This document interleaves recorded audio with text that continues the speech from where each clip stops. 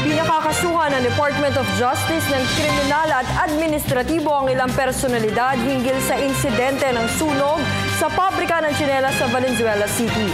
Kabilang dito ang may-ari ng Kentex Manufacturing Corporation at Valenzuela Mayor Rex Gatchalian. Si Joseph Parafina ang ating tagapagbalita. Pinakakasuhan na ng Department of Justice ng kasong kriminal at administratibo ang mga personalidad na may pananagutan ng malaking sunog na naganap sa Kentex Manufacturing sa Valenzuela City na pumatay sa mahigit 70 katao. Ayon sa DOJ, kasong imprudence resulting to multiple homicide and multiple physical injuries sa mga ito. Sina Terence King Ong, ang operation manager ng Kentex, Oscar Romero, ang empleyadong mismong nag-welding ng shutter company na nagsagawa ng pag-welding na pinagmula ng nasabing sunog.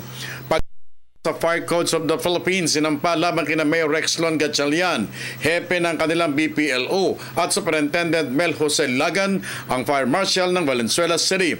Pinakakasuhan din ng alkalde ng Graft and Corruption Practices Act, kasama na ang ilang opisyal ng City Hall. Bukod pa rito ang kasong administratibo na kanila ring haharapin. Binubusisi na ngayon ng Department of Justice ang posibleng pagsasampa pa ng kaso sa mga tao ng DOLE NCR na kung sino nagbigay naman ng sertifikasyon sa kumpanya na makapag-operate ito dahil sumusunod umano sa mga batas ng paggawa. Para sa Telebisyon ng Bayan, Joseph Parafina.